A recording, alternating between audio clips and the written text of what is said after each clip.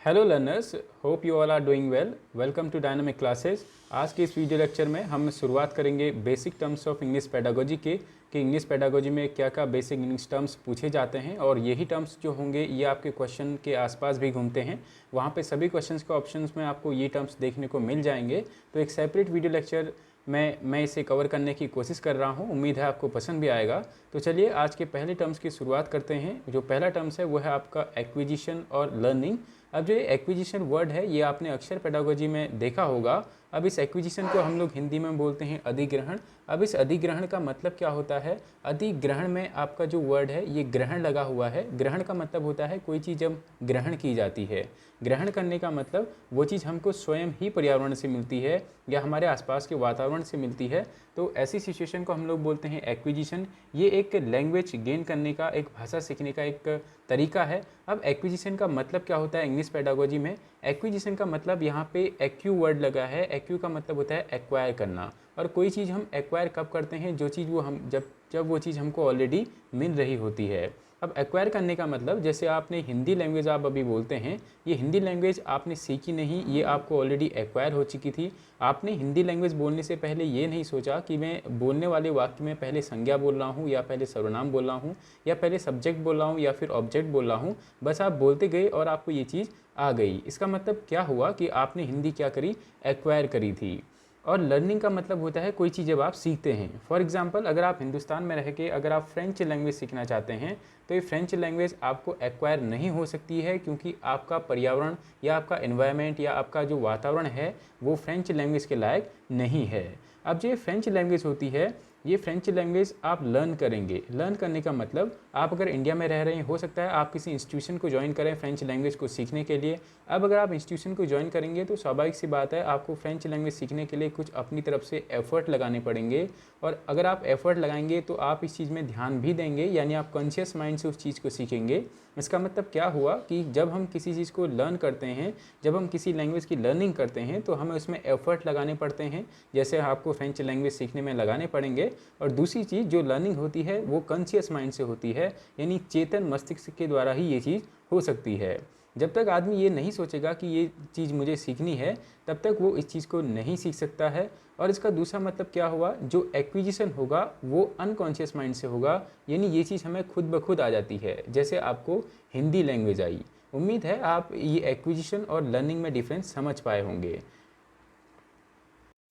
दूसरी जो आप स्लाइड देख रहे हैं ये है करेक्टरिस्टिक ऑफ लैंग्वेज, यानी एक लैंग्वेज के करेक्टरिस्टिक क्या क्या होते हैं। इसमें आप पहली स्लाइड देख रहे हैं कि लैंग्वेज इज़ एक्वायर्ड, यानी लैंग्वेज एक्वायर्ड को हम लोग हिंदी में बोलते हैं अधिग्रहित की जाती है। अधिग्रहण का मतलब मैंने अभी आपको बताया, ये आपके चारों ओर के वातावरण से ही आपको मिल जाती है, उसे हम बोलते हैं लैंग्वेज। जैसे आपकी लैंग्वेज है हिंदू, या मैं आपसे कहूँ कि आपकी लैंग्वेज हिंदी है, तो आपने हिंदी लैंग्वेज एक्वायर की थी, ये आपने लर्न नहीं की थी। आपने इसको बोलने से पहले ये बिल्कुल भी अंदाज़ा नहीं लगाया था कि मैं बोलने वाले सेंटेंस में पहले सब्जेक्ट बोल रहा हूँ या मैं ऑब्जेक्ट बोल रहा हूँ, चाहे वो आपको रोटी मांगना हो या फिर दाल मांगनी हो, यानी ये चीज़ आपने एक्वायर करी थी। इसका मतलब ये हुआ कि जो भी भाषा होती है वो एक्वायर की जाती है। दूसरी चीज़, language is a system of symbols. अब language is a system of symbols का मतलब ये हुआ कि जो भी आपकी लैंग्वेज होती है उसके जो वर्ड होते हैं, फॉर एग्जांपल किसी भी चीज़ का नाम है, अगर जैसे गणेश में अगर यहाँ पे लिखता हूँ GANESH, अब जो इसमें छोटे छोटे सिम्बल्स होते हैं GANESH, तो इनसे मिलके एक वर्ड बनता है और फिर वर्ड से मिलके एक फ्रेज़ बनते हैं और फ्रेज़ से मिलके क्लॉज और क्लॉज से मिलके फिर एक बड़ा सेंटेंस बनता है। इसका मतलब हुआ क्या कि जो भी हम ये सेंटेंसेस बना रहे हैं, जो भी हम फ्रेज़ बना रहे हैं, वो सबसे पहले सिंबल से बन रहे हैं। अब ये सिंबल्स होते क्या हैं? ये होते हैं ABCDEF, या अगर हिंदी में अगर मैं बात करूं अ आ क ख जो भी होते हैं, वर्णमाला जो भी होती है, वो क्या होते हैं? सिंबल्स होते हैं। अब अगर मैं तीसरे पॉइंट की बात करूं, लैंग्वेज इज़ आर्बिट्रेरी। अब आर्बिट्रेरी का मतलब क्या होता है? ये थोड़ा सा अटपटा वर्ड है। आर्बिट्रेरी का मतलब होता है इंडिपेंडेंट। इंडिपेंडेंट का मतलब ये क्या होती है? स्वतंत्र होती है। ज़रूरी नहीं है कि पर्टिकुलर वर्ड का यूज़ हम पर्टिकुलर कॉन्टेक्स्ट में ही करें, हम किसी भी कॉन्टेक्स्ट में या जिस कॉन्टेक्स्ट में वो सुटेबल बैठता है वर्ड, उस कॉन्टेक्स्ट में हम कर सकते हैं। फॉर एग्जांपल, अगर हम बात करें बेड की, अब एक बेड होता है गंदा वाला बेड, दूसरा बेड होता है जिसका यूज़ हम सोने के लिए करते हैं। इसका मतलब क्या हुआ? ज़रूरी नहीं है कि बेड का यूज़ पूरा एक डिपेंडेंटली ही किया जाए, आप उसको इंडिपेंडेंटली भी कर सकते हैं। किसी भी वर्ड के एक से ज़्यादा मीनिंग यहाँ लैंग्वेज में हो सकते हैं, तो उसको हम बोलते हैं लैंग्वेज का आर्बिट्रेरी होना। ये आपके कथन सही कीजिए वाले क्वेश्चंस में पूछे जाते हैं। आपको ये 4 ऑप्शन दिए होंगे, इनमें से आपको एक डिफरेंट दिया होगा। जो चौथा पॉइंट है वो है लैंग्वेज इज़ डायनामिक। अब ये डायनामिक का मतलब होता है परिवर्तनशील। लैंग्वेज क्या है? परिवर्तनशील है, इसका मतलब डायनामिक है। फॉर एग्जाम्पल अगर मैं बात करूँ एक वर्ड कूल की, तो जो कूल वर्ड है ये आजकल COOL, हम पहले इसका यूज़ ठंडे के लिए किया करते थे, यानी जो पहले के बच्चे थे वो इसका यूज़ ठंडे के लिए किया करते थे कि ठंडा हो रहा है। लेकिन आजकल हॉलीवुड और बॉलीवुड में ट्रेंड चला है कि हम कूल वर्ड का यूज़ एक अलग कॉन्टेक्स्ट में कर रहे हैं। इसका मतलब पहले कूल का मतलब क्या था कि ठंड से था, लेकिन आजकल कूल का मतलब होता है आपका, जैसे हम यूज़ करते हैं कि ये पर्सन बड़ा कूल है या ये पर्सन बड़ा हॉट है। ये जो दो वर्ड हैं ये बॉलीवुड में ट्रेंड कर रहे हैं। तो इनका क्या मतलब हुआ कि जो कूल वर्ड था वो अपने आप में एक ही वर्ड था, लेकिन इसके मीनिंग क्या हो गए? डायनामिक हो गए, यानी परिवर्तनशील मीनिंग रखते हैं हर एक वर्ड अपने आप में। ये लैंग्वेज की बात यहाँ पे हो रही है। अब मैं बढ़ता हूँ नेक्स्ट स्लाइड की ओर। नेक्स्ट स्लाइड जो है आपकी लैंग्वेज स्किल्स की। तो बेसिकली हमारे पास 4 टाइप के लैंग्वेज स्किल्स होते हैं। पहला होता है लिसनिंग, स्पीकिंग, रीडिंग और राइटिंग। ये चारों इसी सीक्वेंस में आते हैं। चाहे आप कोई भी एग्ज़ाम दे रहे हों, आपको इन सीक्वेंस को मेंटेन करना भी आना चाहिए। LSRW करके आप इसे याद रख सकते हैं। अगर एग्ज़ाम में R पहले दिया है या रीडिंग पहले दिया है, इसका मतलब यह है कि वो सीक्वेंस गलत है। अब यहाँ से क्वेश्चन क्या बनेगा, जो आपके लिसनिंग और रीडिंग ये दो जो स्किल हैं इनको हम लोग बोलते हैं रिसेप्टिव स्किल, क्योंकि हम यहाँ से कुछ न कुछ क्या करते हैं? रिसीव करते हैं। जैसे लिसनिंग में हम लोग कोई भी चीज़ सुनते हैं, हम उस चीज़ को सीखते हैं, और उस चीज़ को सीखने का मतलब हमने कोई ना कोई चीज़ रिसीव करी। तो लिसनिंग को हम क्या बोलते हैं? लिसनिंग और रीडिंग को रिसेप्टिव स्किल, यानी यहाँ से हम कुछ ना कुछ चीज़ रिसीव करते हैं।